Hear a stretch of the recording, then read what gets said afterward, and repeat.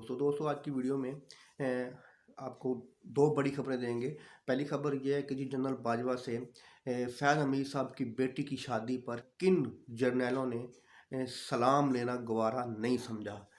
और अगली खबर यह है कि जी इमरान खान साहब ने किन लोगों को लास्ट अल्टीमेटम दे दिया। तो चलते हैं जनाब पहली खबर की तरफ। पहली खबर यह है कि इमरान खान साहब ने रात स्पीच की है, बड़ी धुआंधार स्पीच की है। इमरान खान साहब ने लोगों को ये बता दिया कि कोई आज़ादी प्लेट में रख के नहीं देता, आज़ादी छीननी पड़ेगी। इमरान खान साहब ने कहा कि मैं पिछले 2 महीने से यही देख रहा था कि कोई न्यूट्रल है या नहीं है।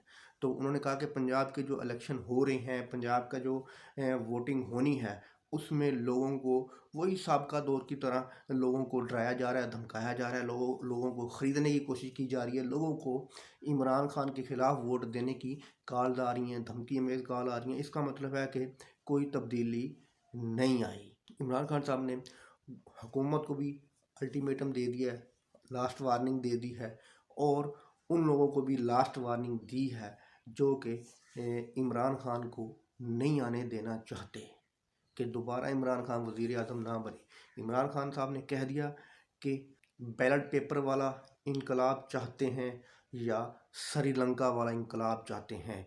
इमरान खान साहब ने खुले अल्फाज में ये कह दिया है कि अगर आप बैलेट पेपर का इनकलाब नहीं लाना चाहते तो कौम तैयार है श्रीलंका वाला इनकलाब लाने के लिए। इमरान खान साहब ने अवाम को इनकलाब के लिए तैयार रहने का भी हुक्म दे दिया। तो अगली खबर ये है कि जनरल फैज़ हमीद साहब की बेटी की शादी थी। वहाँ पर बहुत से पीटीआई के लोग गए, वहाँ पे बहुत से पीपल्स पार्टी के गए लोग, वहाँ पे बहुत से नून लीग के लोग गए। आज़ाद कश्मीर के वज़ीर आज़म साहब भी जनरल फैज़ साहब की बेटी की शादी में गए। वहाँ पर बाजवा साहब की भी आमद हुई थी। तो जो मौजूदा जर्नैल हैं, कुछ साबिक जर्नैल जो उन्हीं के ही दौर में रिटायर हुए या उन्हीं के बाद रिटायर हुए, उनमें से कई जर्नैलों ने, कुछ साबिक थे, कुछ हाज़र सर्विस थे, उनमें से कई जर्नैलों ने बाजवा साहब से सलाम तक लेना गवारा नहीं समझा।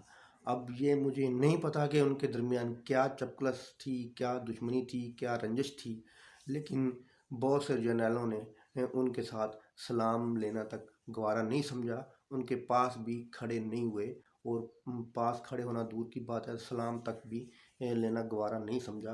दोस्तों वीडियो अच्छी लगी तो लाइक करना, चैनल को सब्सक्राइब करना। अल्लाह हाफ़िज़।